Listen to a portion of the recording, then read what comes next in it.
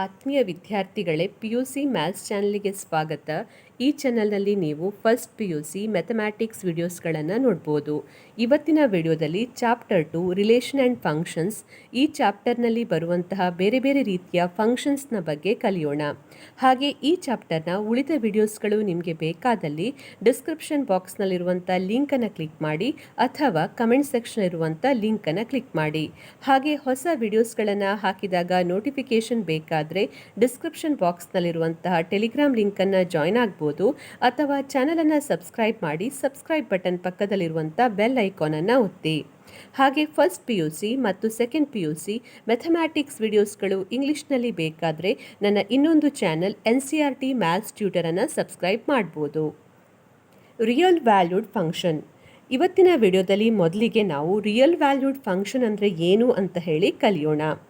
So ಹಿಂದಿನ ವಿಡಿಯೋದಲ್ಲಿ ನಾವು ಫಂಕ್ಷನ್ ಅಂದರೆ ಏನು, ಹಾಗೆ ಫಂಕ್ಷನನ್ನು ಯಾವ ರೀತಿಯಲ್ಲಿ ಡಿಫೈನ್ ಮಾಡ್ಬೋದು, ಅಥವಾ ಯಾವುದೇ ಒಂದು ರಿಲೇಷನ್ ಫಂಕ್ಷನ್ ಆಗಬೇಕಾದ್ರೆ ಅದಕ್ಕೆ ಹೊಂದಿಕೊಂಡು ಇರುವಂತಹ ಕೆಲವೊಂದು ಕಂಡೀಷನ್ಗಳನ್ನು ನೋಡಿದ್ದೇವೆ. ಸೊ ಇವತ್ತಿನ ವಿಡಿಯೋದಲ್ಲಿ ರಿಯಲ್ ವ್ಯಾಲ್ಯೂಡ್ ಫಂಕ್ಷನ್ ಅಂದರೆ ಏನು, ಹಾಗೆ ಅದರ ಡೆಫಿನೇಷನ್ ಏನು ಅಂತ ಹೇಳಿ ಇಲ್ಲಿ ತಿಳಿಯೋಣ. ಮೊದಲಿಗೆ ನಾನಿಲ್ಲಿ ಒಂದು ಫಂಕ್ಷನನ್ನು ಡಿಫೈನ್ ಮಾಡಿದ್ದೇನೆ. ಎಫ್ ಎನ್ನುವಂಥ ಫಂಕ್ಷನ್ ಎ ಇಂದ ಬಿ ಸೆಟ್ಗೆ ಡಿಫೈನ್ ಆಗಿದೆ. ಹಾಗೆ ಇಲ್ಲಿ ಈ ಫಂಕ್ಷನ್ಗೆ ಹೊಂದಿಕೊಂಡು ಕೆಲವೊಂದು ಆರ್ಡರ್ಡ್ ಪೇರ್ಸ್ಗಳನ್ನು ತೆಗೆದುಕೊಂಡಿದ್ದೇನೆ. -1 5 2 6 4 ಮತ್ತು -2. ಇದನ್ನು ಆರೋ ಡಯಾಗ್ರಾಮ್ನ ಮೂಲಕ ಈ ರೀತಿಯಲ್ಲಿ ರೆಪ್ರೆಸೆಂಟ್ ಮಾಡಿದ್ದೇನೆ. ಈಗ ಈ ಡಯಾಗ್ರಾಮನ್ನು ನೀವು ನೋಡಿದರೆ ಈ ಮೊದಲ ಸೆಟ್ಟಲ್ಲಿರುವಂತಹ ಪ್ರತಿಯೊಂದು ಎಲಿಮೆಂಟ್ಗಳು ಏನಾಗಿದೆ, ಮ್ಯಾಪಿಂಗಲ್ಲಿ ಇನ್ವಾಲ್ವ್ ಆಗಿದೆ. ಹಾಗೆ ಇಲ್ಲಿರುವಂತಹ ಪ್ರತಿಯೊಂದು ಪ್ರೀಮೇಜಿಗೂ ಒಂದು ಇಮೇಜ್ ಇದೆ. ಹಾಗಾಗಿ ಇದನ್ನು ನಾವು ಫಂಕ್ಷನ್ ಅಂತ ಹೇಳ್ಬೋದು. ಅದರ ಜೊತೆಗೆ ನೀವು ಇಲ್ಲಿ ಡೊಮೈನ್ ಮತ್ತು ರೇಂಜನ್ನು ಗಮನಿಸಿದರೆ, ಡೊಮೈನ್ ಎನ್ನುವಂಥದ್ದು -1 2 4 ಇದೆ. ಹಾಗೆ ರೇಂಜ್ ಎನ್ನುವಂಥದ್ದು -2 5 6 ಇದೆ. ಸೊ ಇಲ್ಲಿ ಈಗ ಈ ಡೊಮೈನನ್ನು ತೆಗೆದುಕೊಂಡ್ರೆ ಇದೊಂದು ರಿಯಲ್ ನಂಬರ್ ಅಥವಾ ವಾಸ್ತವ ಸಂಖ್ಯೆಗಳು ಅಂತ ಹೇಳಿದರೆ ಅದರಲ್ಲಿ ಎಲ್ಲ ರೀತಿಯ ಸಂಖ್ಯೆಗಳು ಬರ್ತವೆ. ಅಂದರೆ ಇಂಟೀಜರ್ಸ್ ಆಗಿರ್ಬೋದು, ಹಾಗೆ ರ್ಯಾಷನಲ್ ನಂಬರ್ಸ್ ಆಗಿರ್ಬೋದು, ಅಂದರೆ ಭಾಗಲಬ್ಧ ಸಂಖ್ಯೆಗಳಾಗಿರ್ಬೋದು, ಅದೇ ರೀತಿ ನ್ಯಾಚುರಲ್ ನಂಬರ್ಸ್ ಆಗಿರ್ಬೋದು, ಹೋಲ್ ನಂಬರ್ಸ್ ಆಗಿರ್ಬೋದು, ಅದೆಲ್ಲವೂ ಕೂಡ ರಿಯಲ್ ನಂಬರ್ ಅಥವಾ ವಾಸ್ತವ ಸಂಖ್ಯೆಗಳ ಗಣದಲ್ಲಿ ಬರ್ತದೆ. ಸೊ ಇಲ್ಲೀಗ ಇದನ್ನು ನಾವು ರಿಯಲ್ ನಂಬರ್ ಅಂತ ತೆಗೆದುಕೊಳ್ಬೋದು, ಯಾಕೆಂದರೆ ಇದು ಇಂಟೀಜರ್ ವ್ಯಾಲ್ಯೂ ಆಗಿದೆ. ಹಾಗೆ ಇಂಟೀಜರ್ ಎನ್ನುವಂಥದ್ದು ಯಾವುದರ ಸಬ್ಸೆಟ್ ಆಗಿದೆ, ರಿಯಲ್ ನಂಬರ್ನ ಸಬ್ಸೆಟ್ ಆಗಿದೆ. ಅದೇ ರೀತಿ ಇಲ್ಲಿ ಕೂಡ ಇಂಟೀಜರ್ಸ್ ಇದೆ, ನೆಗೆಟಿವ್ ಇಂಟೀಜರ್ ಇದೆ, ಪಾಸಿಟಿವ್ ಇಂಟೀಜರ್ ಇದೆ. ಇಂಟೀಜರ್ ಅನ್ನು ನಾವು Z ಎನ್ನುವಂಥ ಸಿಂಬಲಿಂದ ಡಿನೋಟ್ ಮಾಡ್ತೇವೆ. ಸೊ ಈ ಇಂಟೀಜರ್ ಎನ್ನುವಂತಹ ಸೆಟ್ ಕೂಡ ರಿಯಲ್ ನಂಬರ್ನ ಸಬ್ಸೆಟ್ ಆಗಿದೆ. ಹಾಗಾಗಿ ಇಲ್ಲಿ ನಾವು ಏನು ಹೇಳ್ಬೋದು, ಡೊಮೈನ್ ಎ ಸೆಟ್ಟಿಂದ ರಿಯಲ್ ನಂಬರ್ಸ್ ಯಾವುದನ್ನು ಮ್ಯಾಪ್ ಮಾಡ್ತಾ ಇದೆ, ಬಿ ಸೆಟ್ಟಲ್ಲಿರುವಂಥ ರಿಯಲ್ ನಂಬರ್ಗೆ ಮ್ಯಾಪ್ ಮಾಡ್ತಾ ಇದೆ ಅಂತ ಹೇಳ್ಬೋದು. ಸೊ ಫಂಕ್ಷನನ್ನು ಈ ರೀತಿಯಲ್ಲಿ ಕೂಡ ಡಿಫೈನ್ ಮಾಡ್ಬೋದು. F such that mapping R to R. A ಸೆಟ್ಟಲ್ಲಿರುವಂಥ ಎಲಿಮೆಂಟ್ಸ್ಗಳು ರಿಯಲ್ ನಂಬರ್ ಆಗಿದೆ, ವಾಸ್ತವ ಸಂಖ್ಯೆಗಳಾಗಿದೆ. ಹಾಗೆ ಬಿ ಸೆಟ್ಟಲ್ಲಿರುವಂಥ ಎಲಿಮೆಂಟ್ಸ್ಗಳು ಕೂಡ ವಾಸ್ತವ ಸಂಖ್ಯೆಗಳಾಗಿದೆ. ಇಲ್ಲಿ ಇರುವಂಥ ಎಲಿಮೆಂಟ್ಸ್ಗಳು ವಾಸ್ತವ ಸಂಖ್ಯೆಗಳು ಅಥವಾ ರಿಯಲ್ ನಂಬರ್ಸ್ ಆಗಿರ್ಬೇಕಂತೇನೂ ಇಲ್ಲ, ಅದರ ಸಬ್ಸೆಟ್ ಕೂಡ ಆಗಿರ್ಬೋದು. ಈಗ ನೀವು ರಿಯಲ್ ನಂಬರನ್ನು ತೆಗೆದುಕೊಂಡ್ರೆ ಅದರ ಸಬ್ಸೆಟ್ ಯಾವುದೆಲ್ಲ, Z ಅಂದರೆ ಇಂಟೀಜರ್ಸ್ ಅನ್ನು ನಾವು ಅದರ ಸಬ್ಸೆಟ್ ಅಂತ ಹೇಳ್ಬೋದು. ಕನ್ನಡದಲ್ಲಿ ನಾವಿದನ್ನು ಪೂರ್ಣಾಂಕಗಳು ಅಂತ ಹೇಳ್ತೇವೆ. ಹಾಗೆ ರ್ಯಾಷನಲ್ ನಂಬರ್ಸ್ ಅಂದರೆ ಭಾಗಲಬ್ಧ ಸಂಖ್ಯೆಗಳನ್ನು ಕೂಡ ಇದರ ಸಬ್ಸೆಟ್ ಅಂತ ಹೇಳ್ಬೋದು. ಅಭಾಗಲಬ್ಧ ಸಂಖ್ಯೆಗಳು ಕೂಡ ಇದರ ಸಬ್ಸೆಟ್ ಆಗ್ತವೆ. ಅದರ ಜೊತೆಗೆ ಸ್ವಾಭಾವಿಕ ಸಂಖ್ಯೆಗಳು ಅಂದರೆ ನ್ಯಾಚುರಲ್ ನಂಬರ್ಸ್ ಕೂಡ ಇದರ ಸಬ್ಸೆಟ್ ಆಗ್ತದೆ. ಸೊ ಯಾವುದೇ ಒಂದು ಫಂಕ್ಷನನ್ನು ರಿಯಲ್ ವ್ಯಾಲ್ಯೂಡ್ ಫಂಕ್ಷನ್ ಅಂತ ಕರಿಬೇಕು ಅಂತ ಹೇಳಿದರೆ ಅಲ್ಲಿ ಡೆಫಿನೇಷನ್ ಏನು, ಅ function which as either R or one of its subset as its range is called as a real valued function ಅಂತ ನಾವಿಲ್ಲಿ ಹೇಳ್ಬೋದು. ಅಂದರೆ ಇಲ್ಲಿ ಈಗ ಫಂಕ್ಷನನ್ನು ನಾವು ಈ ರೀತಿಯಲ್ಲಿ ಡಿಫೈನ್ ಮಾಡಿದ್ದೇವೆ. ಇದೊಂದು ರಿಯಲ್ ವ್ಯಾಲ್ಯೂಡ್ ಫಂಕ್ಷನ್, ಯಾಕೆಂದರೆ ಇದು ರೇಂಜನ್ನು ರೆಪ್ರೆಸೆಂಟ್ ಮಾಡ್ತದೆ. ಸೊ ಇಲ್ಲಿ ರೇಂಜ್ ಏನಾಗಿದೆ, ರಿಯಲ್ ವ್ಯಾಲ್ಯೂಡ್ ಅಥವಾ ರಿಯಲ್ ನಂಬರ್ ಆಗಿದೆ. ಇಲ್ಲಿ ರಿಯಲ್ ನಂಬರ್ ರೇಂಜ್ ಆಗಿರ್ಬೋದು, ಅಥವಾ ಈ ರಿಯಲ್ ನಂಬರ್ಗೆ ಹೊಂದಿಕೊಂಡು ಇರುವಂತಹ ಸಬ್ಸೆಟ್ಗಳು ಯಾವುದೆಲ್ಲ ಇದೆ, ಇಂಟೀಜರ್ಸ್ ಆಗಿರ್ಬೋದು, ನ್ಯಾಚುರಲ್ ನಂಬರ್ಸ್ ಆಗಿರ್ಬೋದು, ಹಾಗೆ ಭಾಗಲಬ್ಧ ಸಂಖ್ಯೆಗಳು ಕೂಡ ಆಗಿರ್ಬೋದು, ಅಂದರೆ ರ್ಯಾಷನಲ್ ನಂಬರ್ಸ್ ಆಗಿರ್ಬೋದು. ಇದು ಕೂಡ ಇಲ್ಲಿ ರೇಂಜ್ನ ರೂಪದಲ್ಲಿ ಇರ್ಬೋದು. ಸೊ ಆ ರೀತಿ ಇರುವಂಥ ಎಲ್ಲ ಫಂಕ್ಷನ್ಗಳನ್ನು ನಾವು ರಿಯಲ್ ವ್ಯಾಲ್ಯೂಡ್ ಫಂಕ್ಷನ್ ಅಂತ ಹೇಳ್ತೇವೆ. Function which as either R or one of its subsets as range is known as a real valued function. So ಅದನ್ನು ನಾವು ಈ ರೀತಿಯಲ್ಲಿ ಡಿಫೈನ್ ಮಾಡ್ಬೋದು. ಈಗ ಇಲ್ಲಿ ನೋಡಿ, f is a function which is mapping from R to N. R ಅಂತ ಹೇಳಿದರೆ ರಿಯಲ್ ನಂಬರ್, ಡೊಮೈನ್ ಇಲ್ಲಿ ರಿಯಲ್ ನಂಬರ್ ಆಗಿದೆ. ಹಾಗೆ ರೇಂಜ್ ಏನಿದೆ ಇಲ್ಲಿ ನ್ಯಾಚುರಲ್ ನಂಬರ್ಸ್, ಕ್ಯಾಪಿಟಲ್ ಎನ್ ಅಂತ ಹೇಳಿದರೆ ನ್ಯಾಚುರಲ್ ನಂಬರ್ಸ್ ಅಂತ ಅರ್ಥ. ಹಾಗೆ ಇಲ್ಲಿ R to Z, R is a real number, domain is a real number, ಹಾಗೆ ರೇಂಜ್ ಇಸ್ ಅ ಝೆಡ್ ಅಂದರೆ ಇಂಟೀಜರ್ಸ್, ಪೂರ್ಣಾಂಕಗಳು ಅಂತ ಅರ್ಥ. ಅಥವಾ ಇಲ್ಲೀಗ ಎನ್ ಟು ಎನ್ ಇದೆ ಅಂದರೆ domain is a natural number, range is also natural numbers. So domain is a natural numbers ಅಂತ ಇದೆ. ನ್ಯಾಚುರಲ್ ನಂಬರ್ಸ್ ಎನ್ನುವಂಥದ್ದು ಯಾವುದರ ಸಬ್ಸೆಟ್? ಈ ರಿಯಲ್ ನಂಬರ್ನ ಸಬ್ಸೆಟ್ ಆಗಿದೆ. ಹಾಗಾಗಿ ಈ ರೀತಿ ಇರುವಂಥ ಎಲ್ಲ ಫಂಕ್ಷನ್ಗಳನ್ನು ನಾವು ರಿಯಲ್ ವ್ಯಾಲ್ಯೂಡ್ ಫಂಕ್ಷನ್ ಅಂತ ಹೇಳ್ತೇವೆ. ಸೊ ಇಲ್ಲಿ ನಾನೀಗ ಕೆಲವೊಂದು ಉದಾಹರಣೆಗಳನ್ನು ತೆಗೆದುಕೊಂಡಿದ್ದೇನೆ. F of x is equal to x, ಹಾಗೆ f of x is equal to 2x, ಹಾಗೆ f of x is equal to 2x² + 1. So ಇಲ್ಲಿ ನೀವು ಗಮನಿಸ್ಬೋದು, ಈಗ f of x is equal to x ಅಂತ ಹೇಳಿದರೆ ಏನರ್ಥ?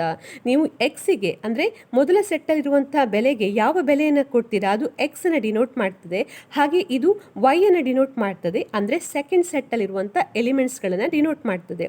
ಸೊ ಇಲ್ಲಿ ನಿಮಗೆ ಏನು ಆನ್ಸರ್ ಸಿಗ್ತದೆ? ನೀವು ಇಲ್ಲಿ ಯಾವ ಬೆಲೆಯನ್ನು ಕೊಡ್ತೀರಾ ಅದೇ ಬೆಲೆ ನಿಮಗೆ ಆನ್ಸರ್ ಆಗಿ ಸಿಗ್ತದೆ. ಯಾಕೆಂದರೆ f of x is equal to x ಅಂತ ಇದೆ.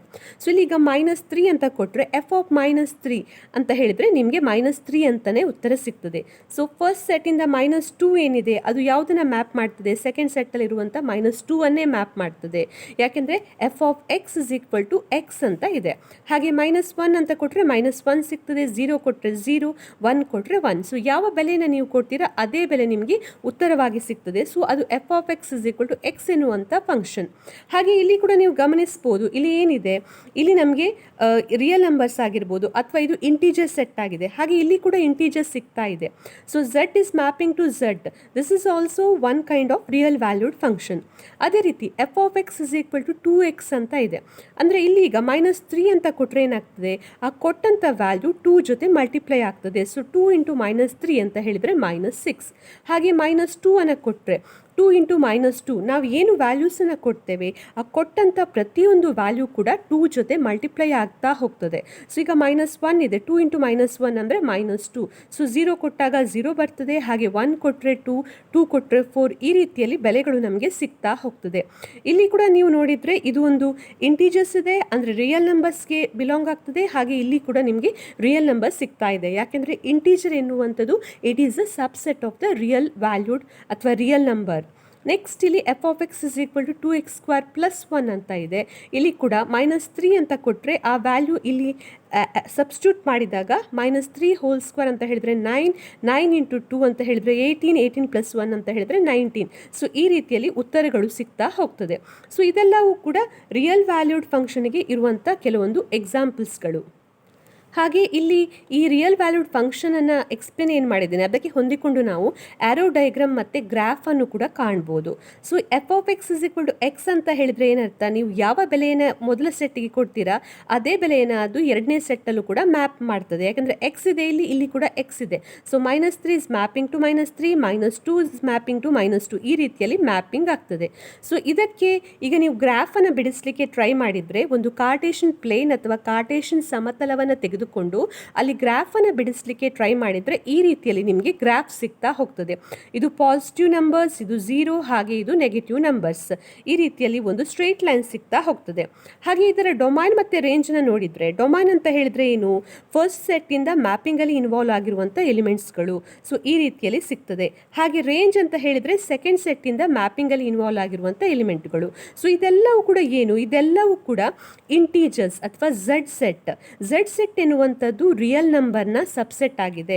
ಹಾಗೆ ಇಲ್ಲಿ ಕೂಡ ರೇಂಜಲ್ಲೂ ಕೂಡ ನಮಗೇನು ಸಿಗ್ತಾ ಇದೆ? ಝೆಡ್ ಸೆಟ್ ಸಿಗ್ತಾ ಇದೆ. ಇದು ಕೂಡ ಇಂಟೀಜರ್ನ, ಇದು ಕೂಡ ರಿಯಲ್ ನಂಬರ್ನ ಸಬ್ಸೆಟ್ ಆಗಿದೆ. ಹಾಗಾಗಿ ನಾವೇನು ಹೇಳ್ಬೋದು, ಇಲ್ಲಿ ಮ್ಯಾಪಿಂಗ್ ಏನಾಗ್ತಾ ಇದೆ? ಆರ್ ಟು ಆರ್ ಮ್ಯಾಪಿಂಗ್ ಆಗ್ತಾ ಇದೆ, real number two real number mapping ಆಗ್ತಾ ಇದೆ. ಸೊ ಇದೊಂದು ರಿಯಲ್ ವ್ಯಾಲ್ಯೂಡ್ ಫಂಕ್ಷನ್ ಅಂತ ಹೇಳ್ಬೋದು. ಹಾಗೆ ಎರಡನೇ ಎಕ್ಸಾಂಪಲನ್ನು ನೋಡಿದರೆ f of x is equal to 2x ಅಂತ ಇದೆ. ಸೊ ಇಲ್ಲಿ ಯಾವ ಬೆಲೆಯನ್ನು ನೀವು ಕೊಡ್ತೀರಾ ಆ ಬೆಲೆ 2 ಜೊತೆ ಮಲ್ಟಿಪ್ಲೈ ಆಗ್ತಾ ಆಗ್ತಾ ಹೋಗ್ತದೆ. ಸೊ -3 ಅಂತ ಇದ್ದರೆ ಅದು ಯಾವುದನ್ನು ಮ್ಯಾಪ್ ಮಾಡ್ತಾ ಇದೆ, -6 ಮ್ಯಾಪ್ ಮಾಡ್ತಾ ಇದೆ. ಯಾಕೆಂದರೆ 2 × -3 ಅಂತ ಹೇಳಿದರೆ -6.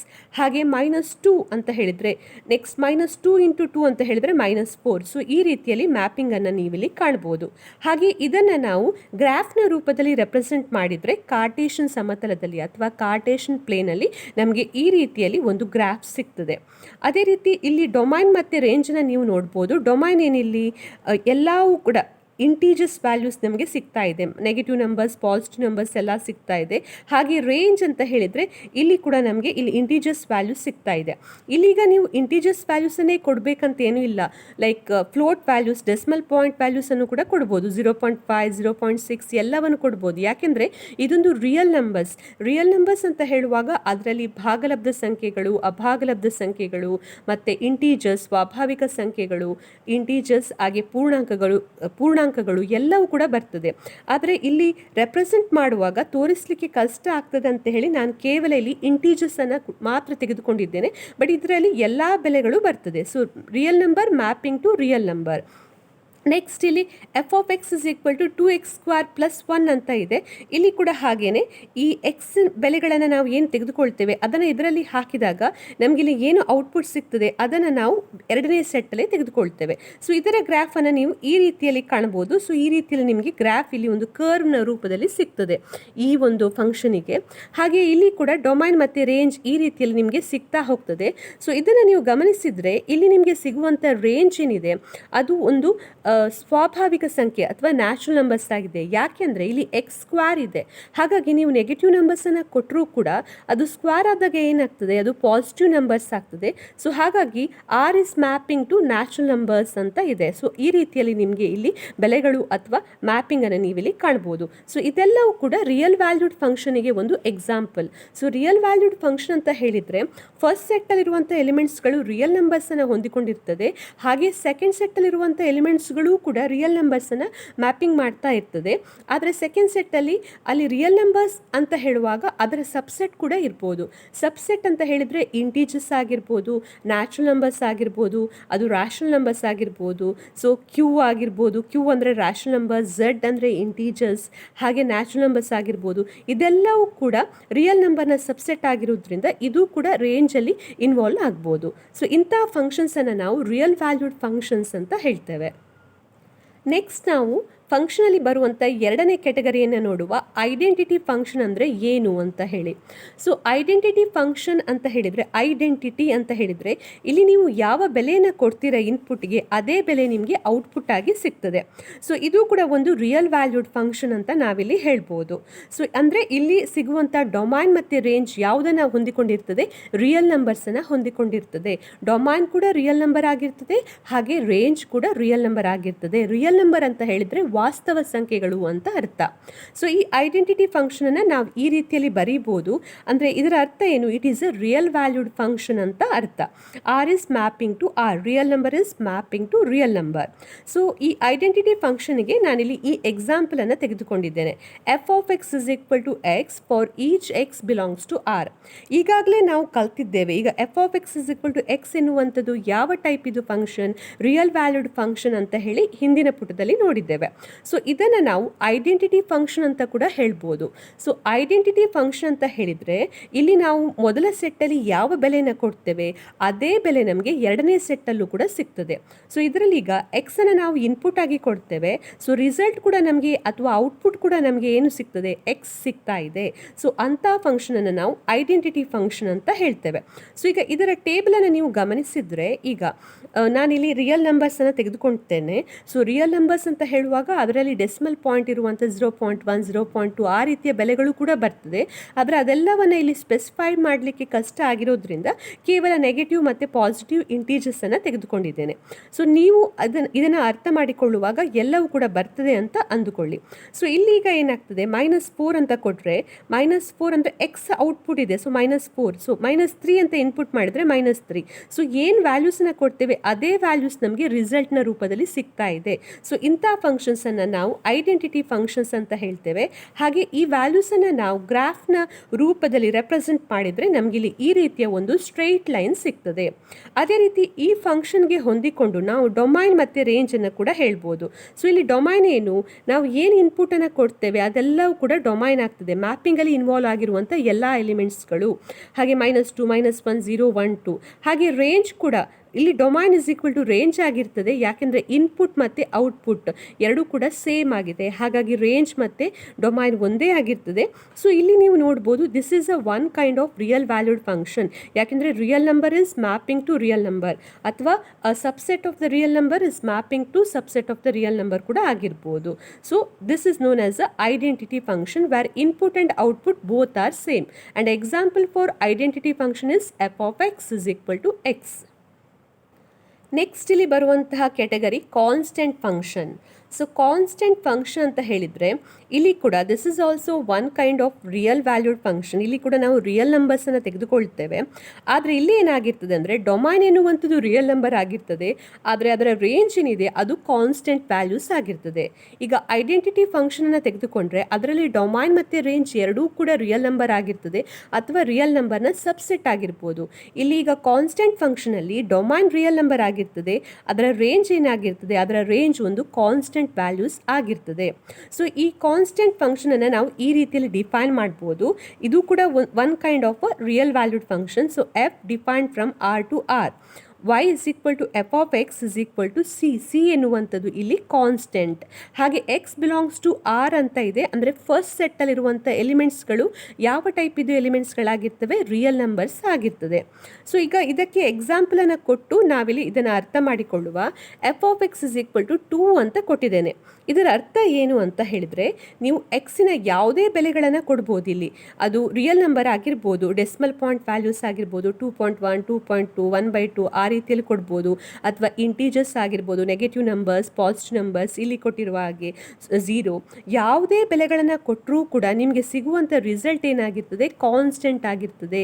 ಬೇರೆ ಬೇರೆ ಬೆಲೆಗಳಿಗೂ ಕೂಡ, ಬೇರೆ ಬೇರೆ ಇನ್ಪುಟ್ಗಳಿಗೂ ಕೂಡ ನಿಮಗೆ ಒಂದೇ ಔಟ್ಪುಟ್ ಸಿಗ್ತದೆ, ಒಂದೇ ರಿಸಲ್ಟ್ ಸಿಗ್ತದೆ. ಆ ರಿಸಲ್ಟ್ ಏನು, ಇಲ್ಲಿ ಕೊಟ್ಟಿರುವಂಥ constant. So f(x) is equal to 2 ಅಂತ ಆಗಿರೋದ್ರಿಂದ ಇಲ್ಲಿ ಈಗ ನೋಡಿ, ನಾನಿಲ್ಲಿ ಟೇಬಲ್ನ ರೂಪದಲ್ಲಿ ಇದನ್ನು ರೆಪ್ರೆಸೆಂಟ್ ಮಾಡಿದ್ದೇನೆ ಈ ಫಂಕ್ಷನನ್ನು. ಸೊ ಈಗ -3, -2, -1, 0, 1, 2, 3 ಬೇರೆ ಬೇರೆ ಬೆಲೆಗಳನ್ನು ಕೊಟ್ಟಿದ್ರೂ ಕೂಡ ಇಲ್ಲಿ ಸಿಗುವಂಥ y ಯ ಬೆಲೆ ಅಥವಾ ರಿಸಲ್ಟ್ ಏನಾಗಿದೆ 2 ಅಂತಲೇ ಸಿಗ್ತಾ ಇದೆ ಎಲ್ಲ ಬೆಲೆಗಳಿಗೂ ಕೂಡ. ಸೊ ಇಂಥ ಫಂಕ್ಷನ್ಸನ್ನು ನಾವು ಕಾನ್ಸ್ಟೆಂಟ್ ಫಂಕ್ಷನ್ಸ್ ಅಂತ ಹೇಳ್ತೇವೆ. ಅಂದರೆ ಈ ಫಂಕ್ಷನ್ನ ರೇಂಜ್ ಏನಾಗಿರ್ತದೆ, ರೇಂಜ್ ಎನ್ನುವಂಥದ್ದು ಕಾನ್ಸ್ಟೆಂಟ್ ವ್ಯಾಲ್ಯೂ ಆಗಿರ್ತದೆ. ಸೊ ಇಂಥ ಫಂಕ್ಷನ್ಸ್ಗಳನ್ನು ನಾವು ಗ್ರಾಫ್ನ ರೂಪದಲ್ಲಿ ಈ ರೀತಿಯಲ್ಲಿ ಡಿಫೈನ್ ಮಾಡ್ಬೋದು. ಸೊ ಈಗ ಇಲ್ಲಿ ನೀವು ನೋಡಿದರೆ ಇಲ್ಲಿ ಒಂದು ಕಾರ್ಟೇಷನ್ ಸಮತಲವನ್ನು ನಾನು ತೆಗೆದುಕೊಂಡಿದ್ದೇನೆ. ಸೊ -3 ಮತ್ತು 2 ಅಂತ ಇದೆ. ಸೊ -3 ಮತ್ತು 2 ಅಂತ ಹೇಳುವಾಗ ಈ ಪಾಯಿಂಟನ್ನು ರೆಪ್ರೆಸೆಂಟ್ ಮಾಡ್ತದೆ, -2 ಮತ್ತು 2 ಅಂತ ಹೇಳಿದರೆ ಈ ಪಾಯಿಂಟನ್ನು ರೆಪ್ರೆಸೆಂಟ್ ಮಾಡ್ತದೆ. ಈ ರೀತಿಯಲ್ಲಿ ನೀವು ಪಾಯಿಂಟ್ಗಳನ್ನು ನೋಟ್ ಡೌನ್ ಮಾಡ್ತಾ ಇಲ್ಲಿ ನೀವು ಒಂದು ಗ್ರಾಫನ್ನು ಕಾಣ್ಬೋದು. ಸೊ ಈ ಗ್ರಾಫ್ ಏನಿದೆ ಈ ರೀತಿಯಲ್ಲಿ ನಿಮಗೆ ಒಂದು ಸ್ಟ್ರೈಟ್ ಲೈನನ್ನು ಕೊಡ್ತದೆ. ಸೊ ಇದು c is equal to 2 ಅನ್ನು ರೆಪ್ರೆಸೆಂಟ್ ಮಾಡ್ತದೆ. ಹಾಗೆ ಒಂದು ವೇಳೆ ಇಲ್ಲಿ f(x) is equal to 4 ಅಂತ ಇದ್ದರೆ ಅಂಥ ಸಂದರ್ಭದಲ್ಲಿ ಏನಾಗ್ತಿತ್ತು, ಈ ಎಲ್ಲ ಬೆಲೆಗಳು ಏನಾಗ್ತಿತ್ತು, 4 ಆಗ್ತಿತ್ತು. ಸೊ ಕಾನ್ಸ್ಟೆಂಟ್ 4 ಆಗ್ತಿತ್ತು. ಅದರ ಜೊತೆಗೆ ಇಲ್ಲಿ ಬರುವಂಥ ಗ್ರಾಫ್ ಕೂಡ ಎಲ್ಲಿ ಬರ್ತಿತ್ತು, ಇಲ್ಲಿ ನಿಮಗೆ ಒಂದು ಗೆರೆ ಸಿಗ್ತಾ ಇತ್ತು, ಇಲ್ಲಿ ಒಂದು ಸ್ಟ್ರೈಟ್ ಲೈನ್ ಸಿಗ್ತಾ ಇತ್ತು. ಯಾಕೆಂದರೆ ಆಗ ಕಾನ್ಸ್ಟೆಂಟ್ ವ್ಯಾಲ್ಯೂ ಏನಾಗ್ತಿತ್ತು, 4. ಸೊ ಈ ಕಾನ್ಸ್ಟೆಂಟ್ ವ್ಯಾಲ್ಯೂ ಮೇಲೆ ಈ ಗ್ರಾಫ್ನ ಪಾಯಿಂಟ್ಸ್ಗಳು ಹೊಂದಿಕೊಂಡು ಇರ್ತದೆ.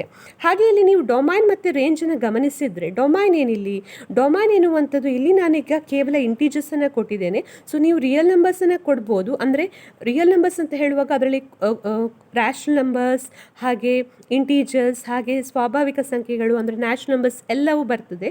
ಸೊ ಅದು ರೇಂಜ್ ಡೊಮೈನ್ ಆಗ್ತದೆ. ಹಾಗೆ ರೇಂಜ್ ಎನ್ನುವಂಥದ್ದು ಯಾವುದು, ರೇಂಜ್ ಎನ್ನುವಂಥದ್ದು ಇಲ್ಲಿ ಕಾನ್ಸ್ಟೆಂಟ್ ಆಗ್ತದೆ. ನೀವು ಯಾವ ಕಾನ್ಸ್ಟೆಂಟನ್ನು ಕೊಡ್ತೀರಾ ಅದು ನಿಮಗೆ ರೇಂಜಲ್ಲಿ ಸಿಗ್ತದೆ. ಅಂದರೆ ಎಲ್ಲ ಎಲಿಮೆಂಟ್ಸ್ಗಳು ಕೂಡ ಯಾವುದನ್ನು ಮ್ಯಾಪಿಂಗ್ ಮಾಡ್ತಾ ಇದೆ, ಈಗ -3 ಕೂಡ 2 ಅನ್ನು ಮ್ಯಾಪ್ ಮಾಡ್ತಾ ಇದೆ, ಹಾಗೆ -2 ಕೂಡ 2 ಅನ್ನು ಮ್ಯಾಪ್ ಮಾಡ್ತಾ ಇದೆ, -1 ಕೂಡ 2 ಅನ್ನು ಮ್ಯಾಪ್ ಮಾಡ್ತಾ ಇದೆ. ಸೊ ಎಲ್ಲ ಎಲಿಮೆಂಟ್ಸ್ಗಳು ಒಂದೇ ಎಲಿಮೆಂಟ್ಸನ್ನು ಮ್ಯಾಪ್ ಮಾಡ್ತಾ ಇದೆ. ಹಾಗಾಗಿ ಇದು ಕಾನ್ಸ್ಟೆಂಟ್ ಏನಿದೆ, ಇಲ್ಲಿ ಕೊಟ್ಟಿರುವಂಥ ಕಾನ್ಸ್ಟೆಂಟ್ ವ್ಯಾಲ್ಯೂ ಅದು ರೇಂಜ್ ಆಗ್ತದೆ. ಸೊ ಇಲ್ಲಿ ಈ ರೀತಿ ಇರುವಂಥ ಫಂಕ್ಷನ್ಸನ್ನು ನಾವು ಕಾನ್ಸ್ಟೆಂಟ್ ಫಂಕ್ಷನ್ ಅಂತ ಹೇಳ್ತೇವೆ. ಸೊ ಈ ಎಕ್ಸಾಂಪಲನ್ನು ನೀವು ಗಮನಿಸಿದರೆ ಇಲ್ಲಿ ಡೊಮೈನ್ ಏನಾಗಿದೆ, ರಿಯಲ್ ನಂಬರ್ ಅಥವಾ ಇಂಟೀಜರ್ಸ್ ಆಗಿರ್ಬೋದು ಅಥವಾ ಅದರ ಸಬ್ಸೆಟ್ ಆಗಿರ್ಬೋದು ರಿಯಲ್ ನಂಬರ್ ಇದ್ದು, ಆದರೆ ರೇಂಜ್ ಏನಾಗಿದೆ, ರೇಂಜ್ ಇಸ್ ಈಕ್ವಲ್ ಟು 2 ಅಂತ ಇದೆ. ಯಾಕೆಂದರೆ ಈ ಫಂಕ್ಷನಲ್ಲಿ ಇರುವಂಥ ಕಾನ್ಸ್ಟೆಂಟ್ ವ್ಯಾಲ್ಯೂ ಏನಾಗಿದೆ 2 ಇದೆ. ಈಗ ಉದಾಹರಣೆಗೆ ಇಲ್ಲಿ ಇರುವಂಥ ವ್ಯಾಲ್ಯೂ 5 ಅಂತ ಇದ್ದರೆ ಆಗ ಇಲ್ಲಿ ರೇಂಜ್ ಏನಾಗ್ತಿತ್ತು 5 ಅಂತ ಆಗ್ತಿತ್ತು. ಆದರೆ ಡೊಮೈನಲ್ಲಿ ಯಾವುದೇ ಬದಲಾವಣೆ ಆಗ್ತಾ ಇರಲಿಲ್ಲ. ಸೊ ಈ ರೀತಿ ಇರುವಂಥ ಫಂಕ್ಷನ್ಸ್ಗಳನ್ನು ನಾವು ಕಾನ್ಸ್ಟೆಂಟ್ ಫಂಕ್ಷನ್ ಅಂತ ಹೇಳ್ತೇವೆ. ಸೊ ಇಲ್ಲಿ ಈಗ ಈ ಕಾನ್ಸ್ಟೆಂಟ್ ಫಂಕ್ಷನಲ್ಲಿ ಏನಾಗಿರ್ತದೆ ಅಂದರೆ ರೇಂಜ್ ಎನ್ನುವಂಥದ್ದು ಒಂದು ಕಾನ್ಸ್ಟೆಂಟ್ ಆಗಿರ್ತದೆ, ಹಾಗೆ ಡೊಮೈನ್ ಎನ್ನುವಂಥದ್ದು ಒಂದು ರಿಯಲ್ ನಂಬರ್ ಆಗಿರ್ತದೆ. ಸೊ ಇದು ಕೂಡ ಒಂದು ರಿಯಲ್ ವ್ಯಾಲ್ಯೂಡ್ ಫಂಕ್ಷನ್ ಅಂತ ನಾವಿಲ್ಲಿ ಹೇಳ್ಬೋದು.